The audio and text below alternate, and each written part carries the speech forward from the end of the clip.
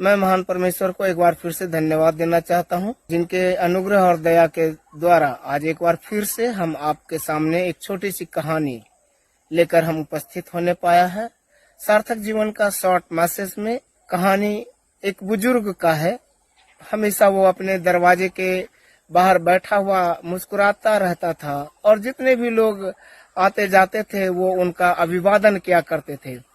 प्यारे दोस्तों, एक दिन उस रास्ते से एक जवान गुजरा और उस जवान ने उस बुजुर्ग से पूछा कि अंकल आप बताइए, आप इतना खुश क्यों रहते हैं।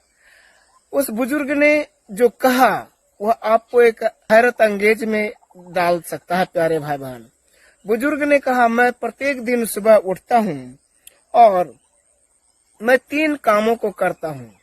पहला काम, मैं परमेश्वर को धन्यवाद देता हूँ। जब मैं अपना दिन शुरू करता हूँ, परमेश्वर को धन्यवाद देते हुए नया दिन के लिए मैं उनका आभारी होता हूँ।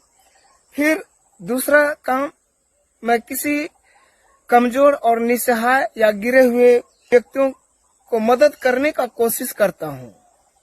मैं चाहता हूँ कि वो मेरे ही समानांतर में वो खुशी जीवन जिए, खाए पिए, और इसलिए मैं उसका मदद करना चाहता हूँ।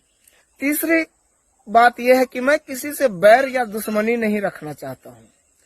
और इसलिए ये बातें उस जवान ने सुना। उस बुजुर्ग ने कहा, बेटा लंबी आयु जीना कोई बड़ी बात नहीं है, परंतु छोटे जीवन में एक सार्थक जीवन जी करके लोगों के प्रति दया अनुग्रह से भरा जीवन जीना, परमेश्वर के प्रति कृतज्ञता जाहिर करना और आपस में प्रेम रखना, ये ही सार्थक जीवन का मूल मंत्र है।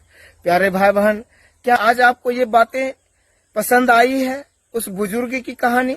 हमारे प्रिय प्रभु यीशु मसीह ने भी इसी बात को मत्ती रचित सुसमाचार 5 अध्याय उसका 16 वचन में कहा है कि तुम्हारा उजियाला मनुष्यों के सामने चमके कि तुम्हारे भले कामों को देखकर जो तुम्हारा पिता स्वर्ग में है उसकी महिमा करने पाए।